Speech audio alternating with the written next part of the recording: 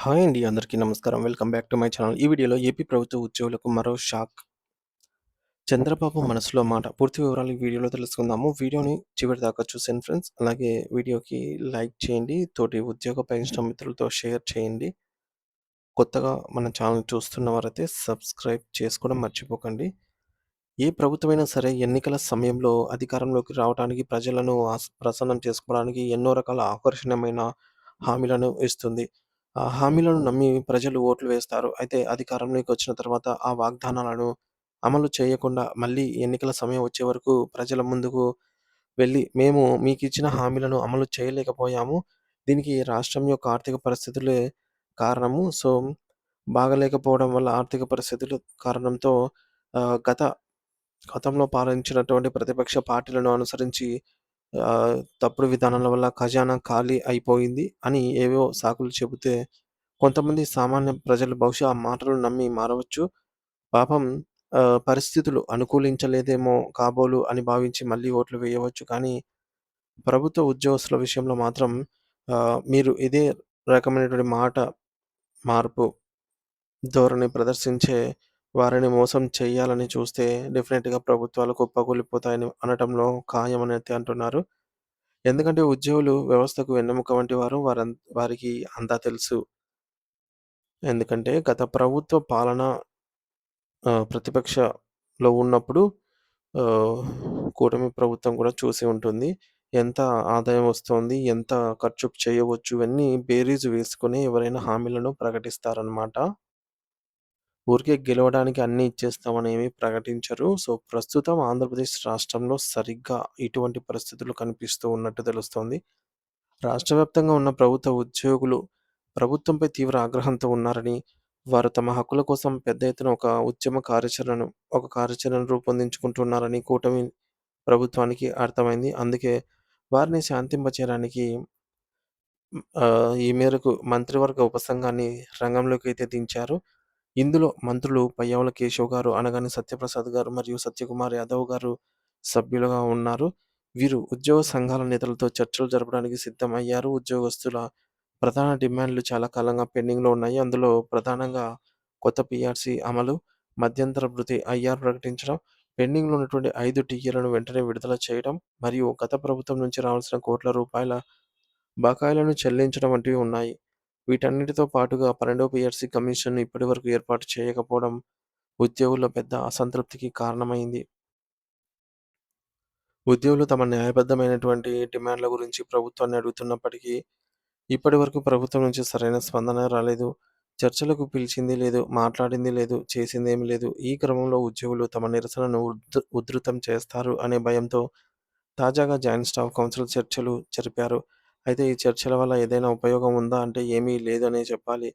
చర్చల అనంతరం మంత్రులు చెప్పినటువంటి ఏకైక మాట, "మేము మీ సమస్యలన్నిటిని ముఖ్యమంత్రి గారి దృష్టికి, చంద్రబాబు నాయుడు గారి దృష్టికి తీసుకెళ్తాము" అని. అంటే కేవలం కాలయాపన తప్ప ఉద్యోగులకు ఇచ్చిన హామీలు ఏమీ లేదు. ఈ రకమైనటువంటి మాటలతో ఉద్యోగ సంఘాలు చల్లబడతాయని ప్రభుత్వం భావిస్తోంది. నిజానికి ఉద్యోగస్తులకు మేలు చేయాలనే ఉద్దేశ్యం ప్రభుత్వానికి ఉంటే, ఈ యొక్క పెండింగ్ డిమాండ్‌లను వెంటనే పరిష్కరించేది. కానీ దానికి భిన్నంగా ప్రభుత్వం రోజుకో కొత్త జీవో తీసుకొస్తూ ఉద్యోగులను భయపెట్టే ప్రయత్నం చేస్తోంది. అయితే ప్రస్తుతం ఈ ప్రభుత్వాన్ని ఎవరైనా ప్రశ్నిస్తే అది జర్నలిస్టులు కావచ్చు, లేదా సోషల్ మీడియా వేదికగా సామాన్యులు కావచ్చు, వారిపై కేసులు పెట్టి అణచివేసే ధోరణి కనిపిస్తోంది. వారు బూతులు మాట్లాడారు, వ్యవస్థలను అవమానించారు అనే సాకులు చెప్పి అరెస్టులు చేయిస్తూ ఉన్నారు. అయితే ప్రభుత్వ ఉద్యోగుల విషయంలో ఇలాంటి చర్యలు తీసుకోవడం అంత సులభం కాదు. అందుకే ప్రభుత్వం పరిపాలనాపరమైనటువంటి ఉత్తర్వుల, జీవోల ద్వారా వారి గొంతు నొక్కేసే ప్రయత్నం చేస్తోందా అనే అనుమానం కలుగుతోంది. సో, ముఖ్యంగా 1426 1426 అనే జీవో ద్వారా అగ్రేడ్ లిస్ట్, అగ్రీడ్ లిస్ట్ అనేటటువంటి కొత్త వ్యవస్థను తెరపైకి తెచ్చారు. ఈ లిస్ట్‌లో కొంతమంది ఉద్యోగుల పేర్లను చేర్చి వారిపై ఆరోపణలు ఉన్నాయని, ఫిర్యాదులు వచ్చాయని సాకులు చెబుతూ క్రమశిక్షణ చర్యలకు ఉపక్రమిస్తూ ఉన్నారు. సో, ఇది నేరుగా ఉద్యోగులను భయభ్రాంతులకు గురిచేసి ప్రభుత్వాన్ని ప్రశ్నించకుండా అరికట్టడమే, అడ్డుకట్ట వేయడమే. ఎవరైతే తమ హక్కుల కోసం గలమెత్తారో వారిని టార్గెట్ చేయడమే ఈ జీవో లక్ష్యంగా కనిపిస్తోంది. ఇక్కడ కొందరు వాదించవచ్చు, ఉద్యోగస్తులు తప్పు చేస్తే ప్రశ్నించకూడదా అని, వారిపై యాక్షన్ తీసుకోకూడదా అని. తప్పకుండా తీసుకోవాలి అండి. కానీ అది సహజమైన పద్ధతిలో ఉండాలి కానీ, ఇలాంటి ప్రత్యేక జీవోలు తెచ్చి ఉద్యోగులందరినీ భయపెట్టాలని చూడటం నిరంకుశ పాలన కిందికి వస్తుంది అనటంలో సందేహం లేదు. దీంతో చంద్రబాబు నాయుడు గారి పాత్ర, పాలనపై మళ్ళీ చర్చ మొదలైంది. సో, ఈ మేరకు గతంలో 1999 నుంచి 2004 వరకు ఆయన ముఖ్యమంత్రిగా ఉన్నప్పుడు ఉద్యోగుల పట్ల ఎంత కఠినంగా ఉండేవారో అందరికీ తెలిసిందే.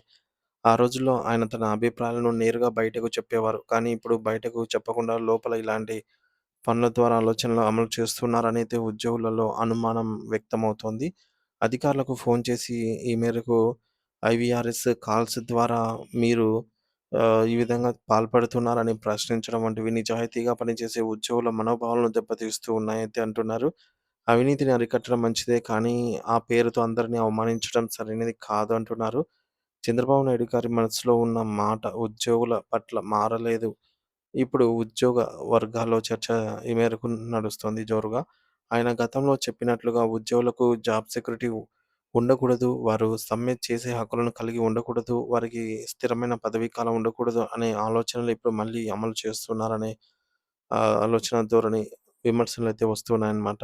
సో, 2024 ఎన్నికల సమయంలో మాత్రం ఆయన నేను మారాను నమ్మండి అంటూ ఫ్రెండ్లీగా ఎంప్లాయీ ఫ్రెండ్లీ ప్రభుత్వం అని హామీ ఇచ్చారు.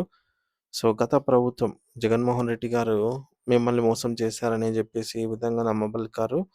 సో, ఇవన్నీ గూడా మనం చూసుకున్నట్లయితే కొత్తగా కష్టాలు ఎదురవ్వడం ఉద్యోగులకు ఒక క్లారిటీ అయితే వచ్చింది. సో, ఏ ప్రభుత్వం వచ్చినా సరే రాష్ట్ర ఆర్థిక పరిస్థితిని దృష్టిలో ఉంచుకొని ముందుకు వెళ్తుంది తప్ప ఇచ్చిన ప్రతి ఒక్క హామీని ఏమీ నెరవేర్చదు అనైతే మనకు స్పష్టమవుతోంది. ప్రస్తుతం మంత్రివర్గ ఉపసంఘం ఎన్ని మాటలు చెప్పినా చంద్రబాబు గారి ఆలోచన విధానం ప్రకారంగా ఉద్యోగుల డిమాండ్‌లు నెరవేరే అవకాశం పూర్తిగా లేదు అని మెజారిటీ ఉద్యోగులు భావిస్తూ ఉన్నారు. అందుకే వారు ఇక చర్చల్లో ఫలితం ఉండదని ప్రత్యక్ష పోరాటమే మార్గమం అని సిద్ధమవుతున్నారు. ఇప్పటికే జిల్లా స్థాయి నుంచి రాష్ట్ర స్థాయి వరకు ఒక భారీ ఉద్యమ కార్యాచరణను రూపొందిస్తూ ఉన్నారు. సో, ఈ విధంగా జరుగుతుందనమాట. మొత్తానికైతే ఎన్నికల హామీలను అమలు చేయకుండా సాకులు చెప్పడం సామాన్య ప్రజల దగ్గర సాగినా ఉద్యోగుల దగ్గర సాగదు అంటూ ఉన్నారు. సో, మొత్తానికి ఉద్యోగులకు రావాల్సిన డీఏ, ఐఆర్, పీఆర్‌సీ పాత బకాయిల చెల్లింపులు ప్రధాన డిమాండ్‌లుగా ప్రభుత్వం ముందు ఉన్నాయన్నమాట.